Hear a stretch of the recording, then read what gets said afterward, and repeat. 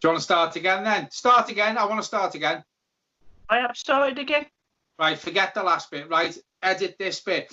Hello, everyone. What's going on? It's John back again with another update on transfer incomings and outgoings. Rumours over the last couple of days that are circulating round. I've got the main man, Michael, with me. Hello, mate. How are you? Am I the main man? Really? At this point on my channel, am I the main man anymore? Really? Yeah, but I have to call you that. But obviously everyone knows you're not. But I still have to say it while it's still called the name it is. And then when we rebrand, I won't be saying shit like that, believe me. Anyway. Oh, yeah. So how are you, mate? How are you keeping? I'm all right, mate, yeah. I'm all right. I'm just yeah, it's just normal, and it's a bit depressing. It is the same shit, different day. The weekend, obviously, you'll be doing the same as me, probably, which is simply just going for a walk because you can't do fuck all. There's no games. It's just shit, mate. It is shit. And if I'll be open and honest to say, look, this is starting to take a real mental toll on me because I am fucking bored. Do you know what I mean? Bored. Yeah. And it's really hard for me as well because I'm trying to connect with the audience and it's difficult looking at your fucking head. Brilliant. Anyway, so some news that's come out today. Again, it's about Kean, and it's becoming a trend now with Kean, of potential moves to Spain, to Italy, back abroad. My take on Kean, and I said this to someone last night, and I've said this before on the channel, I've also said it to you, I just feel there's something missing when it comes to Kean in the Premier League. I don't know what it is. Probably get shot down for it. I just think he's struggling in the English League. I know he hasn't been here long, but when I watch him, there just seems to be something missing. And I know he had a great game against Newcastle, but we need more of that. And he wasn't, before this happened, he wasn't producing it regular. Now, it's obvious he's not producing it on the training pitch because he's not getting the starts that he thinks he should be getting. Maybe this is why he's getting linked away. His agent, Mino Raiola, is also Justin Kluivert's agent. Now, there's a news broke today. Well, not broke, but news has come out today of Kean going to Roma on a 2-year loan deal and Justin Kluivert coming to Everton. What's your take on it? So Justin Kluivert is a great player. He's a good young player. I think he's 19, 20 years old, something like that. He might be a bit older.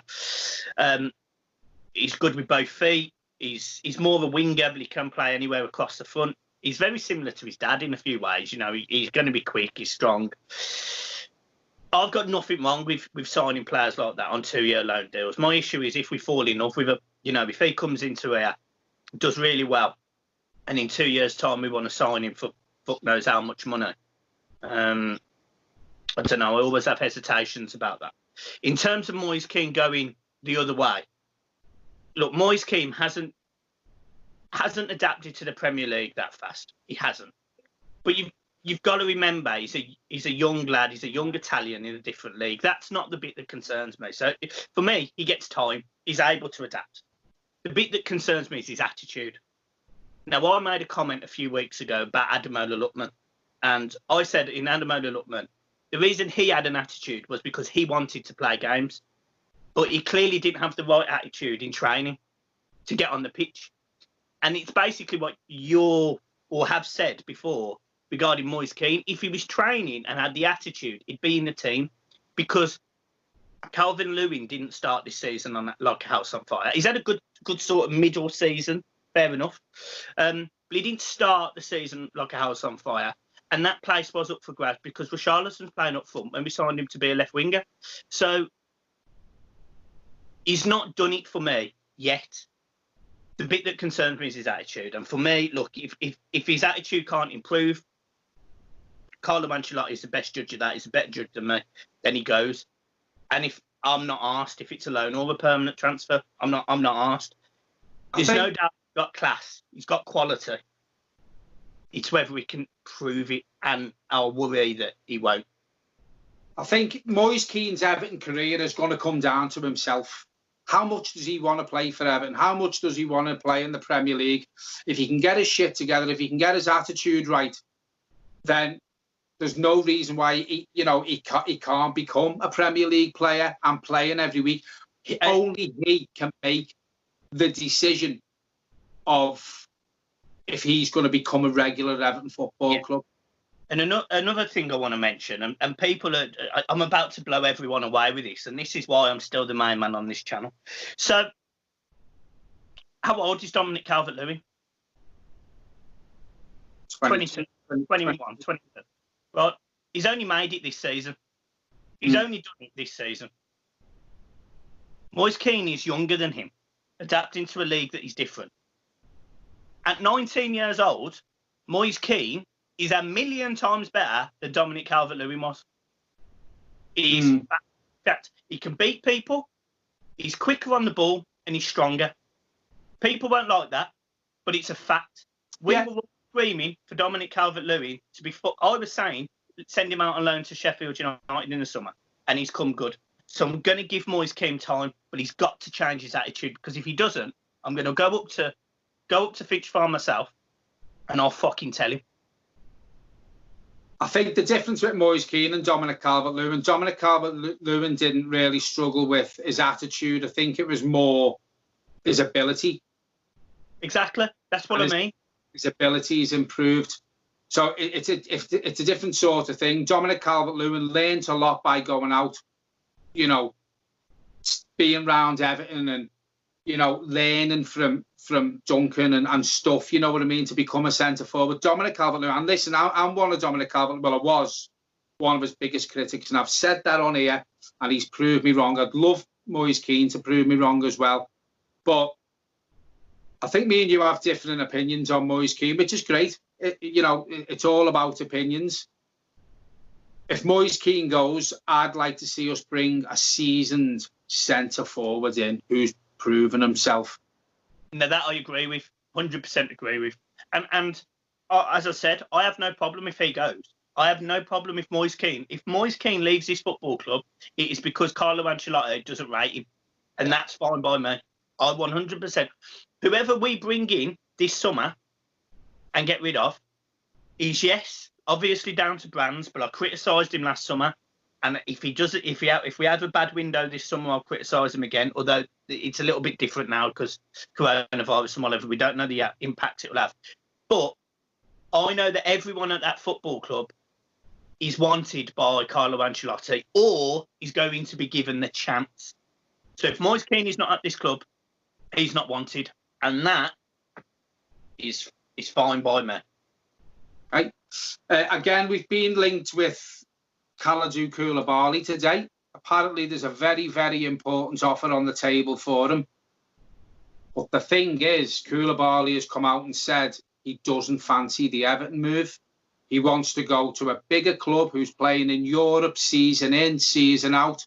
Doesn't look at Everton as the big club move that he wants. Now, we've been linked with Koulibaly for quite a while. We've been linked with several defenders. From what I'm led to believe, the Magalas move is very, very close. Can't see us bringing in two centre-halves unless Michael Keane goes, which I said on my previous video. If there's no big clubs in for Koulibaly and it comes down to Everton or him staying at Napoli, what do you think Everton can do? Because he's got a lot of time for Ancelotti. Ancelotti signed him. What do you think Everton could do and offer Koulibaly to make him look at Everton and think, well, do you know what? I'll give it a whirl. I'll give it a go. Do you think Everton could change his stance on him not wanting to come to Everton because we're not big enough or not in the Champions League? Yeah, triple his pay. Triple his pay. Yeah, it's the old adage, isn't it? Money talks. But, obviously, if there's an important offer on the table, his wages are going to be very high anyway with that offer. And he's still saying what he's saying because he's a great player. No, the fact of the matter is, and this is, look, Koulibaly is the centre-back that I would want. Out of all of them, he is the one I want. But the big fact and the simple fact of the matter is, again, and I'm sounding negative in this video, but Koulibaly has played for Napoli a long time. He's now almost 30. The offer is going to be, I'm guessing, north of 45 million. The wages, probably at least 150, if not more. And I'm not saying that I don't want him, but what I'm saying is if he wants to go to a bigger club, I completely understand because of the age he's at. He's never played for anyone bigger than Napoli. Now, the way that he's going to get that move will be going to somebody like PSG or a Real Madrid or a Barcelona. That isn't Everton. So, in his eyes, maybe he does see this as his last big move before he retires because he'll be there 4 or 5 years. There is no guarantee Everton will be in the Champions League in 4 or 5 years. We know it as fans. As an Everton fan, I 100% know Everton will be in the Champions League in 4 years' time. 100%. I trust it implicitly. But he isn't an Everton fan. Yeah. It's easier for us to think and look at the bigger picture than... He hasn't got the time we've got, has he? Do you know what I mean? To look at the bigger picture. Whereas Magalhaes, who is at Lille, will definitely see Everton as a bigger move. Premier League club, aspirations, Carlo Ancelotti as manager, new stadium on the horizon. Koulibaly will see all of that, but he'll also see that PSG are in the Champions League every season. Real Madrid are in the Champions League. They're just a step above us. Now, if that isn't there, then you've got to go Napoli or Everton. And that's the question. If he's desperate to leave Napoli, are Napoli or Everton bigger? And that's a tough debate. Yeah. Obviously, if he's looking to leave Napoli and there isn't Real Madrid's in for him or, your Barcelonas and he's got the chance to play in the Premier League, then maybe that'll turn his head as well. Then it's us. It's got to be. Yeah. Some other news that come out about the Bundesliga is to return on May the 16th behind closed doors. Do you think all football associations, especially in Europe, should be looking at that and looking at getting the league started again before the end of the month? And we all know there's not going to be any fans. We all know it's going to be behind closed doors. But the thing is, the problem you've got is you've got players spitting. What are you supposed to do when you score? Players are going to be getting tested 2 or 3 times a week, but our own NHS workers can't get tested. What... Are you ready for the Premier League to return? Do you think it should? We are all ready. Do you think it should return? Do you think we should follow suit to what Germany are doing and other certain leagues, or is there certain things more important than football? We know there is, but obviously there's certain people who are making these decisions aren't looking at it as life is more important than football. There's again, fucking hell, man. What a set of questions you're asking me here, you fucking arse. So, look, there's 2 ways you could look at this. Are you bored? I am, yeah. If you had a game of football on the telly right now, would you put it on? Yeah. Right, so there's one. The other end. Goodison Park was having a game right now, and you were going to be in that crowd cheering them on, screaming and shouting. Would you want to go? No. Right. So there you go. So the football authorities are going, right, well, people want football back. Now, this is where you've got to think about it a bit differently, is you're right, players are on the pitch, they're spitting, they're contacting. Football is a contact sport. There'll be tackles everywhere. There'll be touching skin. There'll be slide tackling. When you talk, you spit when you're running at full pace, blah, blah, blah, blah, blah. You are going to be breathing all over the opposition. When you go up for a header, you touch heads, everything, right? It's not football. What they are doing is not football. It's certainly not the football that you or I have grown up to support. Now, I semi-get the Premier League and the Bundesliga and any other league trying to bring football back because, 1, it's revenue, and 2, it's about people's entertainment. But it's not entertaining. Having 20 teams at different hotels at St George's Park or wherever it might be, doing 60-minute games, televised, doing 5 of them a day just to get the season finished is not what I signed up in football. and it's not football. But will I turn it on a Saturday? Probably.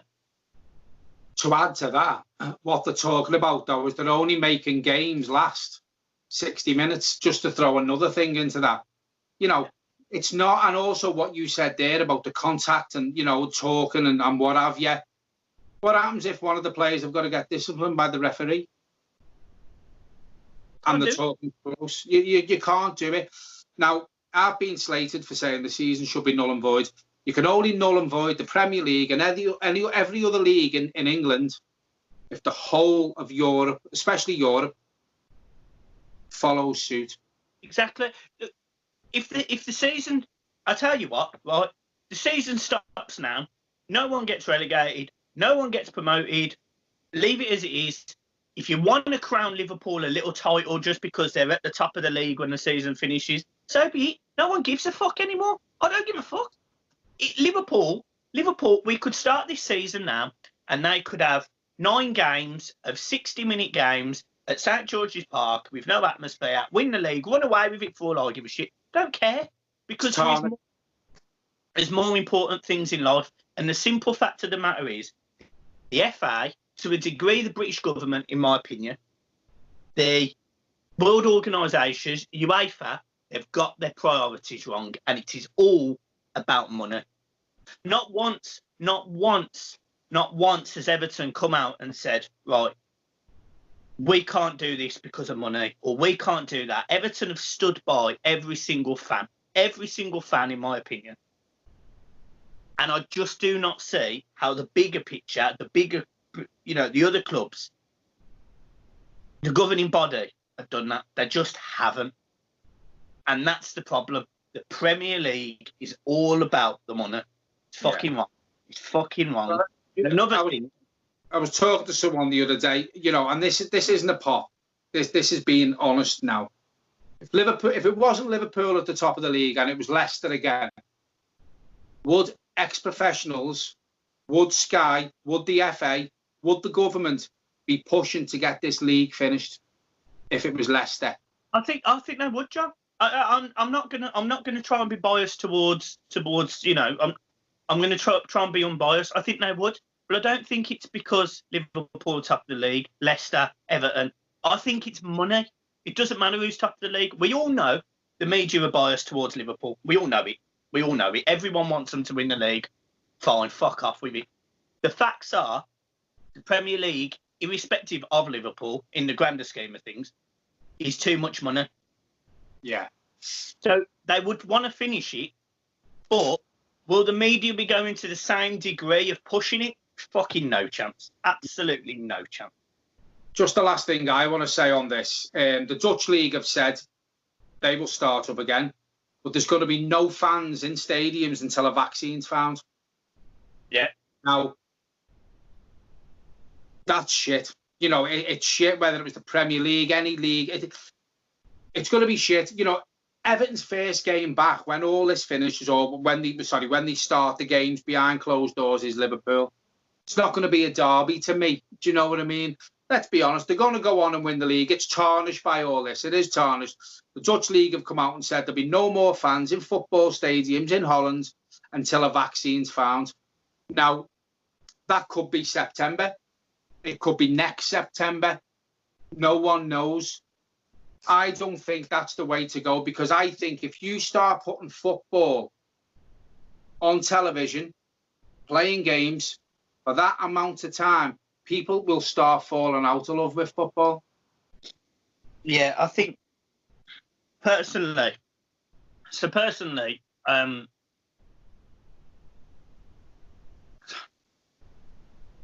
I agree with the Dutch League in terms of we should only be going back to the stadiums when at least it is safe to do so. Now, if that means we need a vaccine, we need a vaccine. Like, there's no getting around it. If you're going to have thousands of people in a very close space, you need to be safe.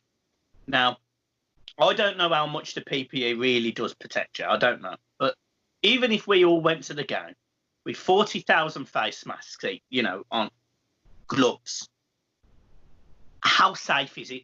I have no idea. I don't. Right? So if the only way of doing it is bringing the game that I love back, is waiting a year and a half, I wait a year and a half. I 100% commit to waiting a year and a half. And all you poor fuckers will have to watch me and John rabbit on about transfers or other shit for the next 18 months. And that is how it is, guys. But the facts are, as it is right now, that is not my game. It's not. There's no atmosphere. There's no emotion. I mean, what you'll have, and this is what will piss me off, is you will have players of each team. We all know that players of rivals become friends. Like, it happens. There's no big deal to that. But what you will see is at the end of the game, at the end of that Merseyside derby, that fucking bloodbath derby, they'll shake hands, they'll walk off, there'll be no noise, there'll be no passion, there'll be no cheers, there'll be no booing, there'll be no real emotion. The players won't run up to each other. It's not a derby. It's just a kickabout in a park. Yeah. And for me, genuinely, and I mean this in the best possible way, I wouldn't bring up football. I wouldn't bring back football until it's safe. And I wouldn't play the games behind closed doors. I just wouldn't do it. As you say, it's not the game we love, is it? You know what I mean? Right, that's all I've got to say. Do you want to add anything? I was just going to ask regarding recent rumours regarding Michael Kean, because you seem to know a little bit more than me. Any other news on Michael Kean, where we might be going or anything like that? Nothing else. From last time, the three clubs that were interested was Sheffield United, Burnley and Tottenham. I find the Tottenham move a bit strange because I don't rate him, to be fair. I don't rate him. Sheffield United have had a great season up until this happens under Chris Wilder. Burnley haven't got really a pot to piss in. But nothing else. I got sent 4 names last night by someone who tells me stuff of the players he can see us signing. 4 players were Allen, Sangari, Lozano and Gabriel. For me, once the transfer window gets underway, whenever that'll be, that would be a good window for me if we could get them 4 players in. And get some of the shit off the books. Well, yeah, I mean, we're not going to bring Allen and Lozano when if you're still keeping your Tom Davises and your Morgan Schleisens and your Gylfi Sigurdssons, are we? Do you know what I mean? Your Walcotts. You know, so if Schneidlin goes, Sigurdsson goes, I can see us bringing 2 in. I'd put Tom Davies out on loan as well, you know, because no one's going to really take Tom Davies off our hands in the Premier League, really, you know, for money. Do you know what I mean? So maybe Tom Davies going out on loan would improve him, a bit like Mason Holgate did when he went to West Brom. Maybe that's what Tom Davies needs. Another thing I want to mention, just briefly, is I was going through the videos that I used to do in the car the other day. Just for a bit of work that I've been doing alongside the channel. Obviously, you're aware, and some of the others now are probably aware that we are going to be rebranded. I miss them videos. And I know we spoke about a series, you know, getting you out doing videos from your car, a little bit live, a little bit like the Blue Van Man does. And this isn't a question for you. This is a question for everyone else. Would you like to see that? Because John is very similar to the Blue Van Man in many ways. He's quite a funny guy without meaning to be funny, which is exactly the same as the Blue Van Man. Blue Van Man is someone who I speak to quite a lot. I've got a lot of time for him. Obviously, he's had the coronavirus as well, so hopefully he's speedy recovery, and he will be on the channel at some point in the future. So do you want to see John do that sort of thing? Because what I want is for John to have his own series on this channel, that every Tuesday or every Thursday or every Wednesday night, it is just a video with John. Just John. And he could talk about absolute shit for all I care, but it's always going to be, you know, something that's on his mind, something interesting. I want your take on that. And also, guys, I also want your ideas for the channel. This channel is definitely going to be stepping up and changing going forward. Whatever ideas you've got, make sure you leave in that comment box below, because they are massively important right now, because you are redesigning the face of this channel on our behalf.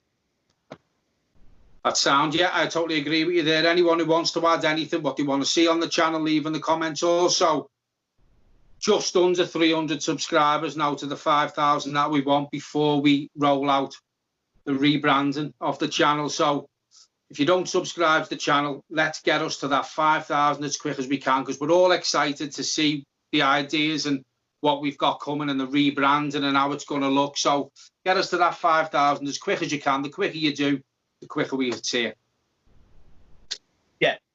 The caveat to that is the quicker you do it, that means the quicker I've got to do all the fucking work, because this fucker don't do any. So help us out. I'm learning. Guys, for me, thank you ever so much. Look, I haven't done many videos this week, neither's John. It's just, look, it's I don't want to repeat the same shit to you. You know, I don't want to, you know, there is channels out there that do a video every day for the sake of doing a video every day. And I'm not. We've never been that channel. And we never will be that channel. So it's just an update. What's going on at the minute? There isn't loads going on. There's bigger things in the world to worry about. I just want everyone to keep safe, keep smiling, stay positive, stay strong, and we'll keep going together, guys. Yeah, thanks everyone for watching, and we will speak soon. Take care.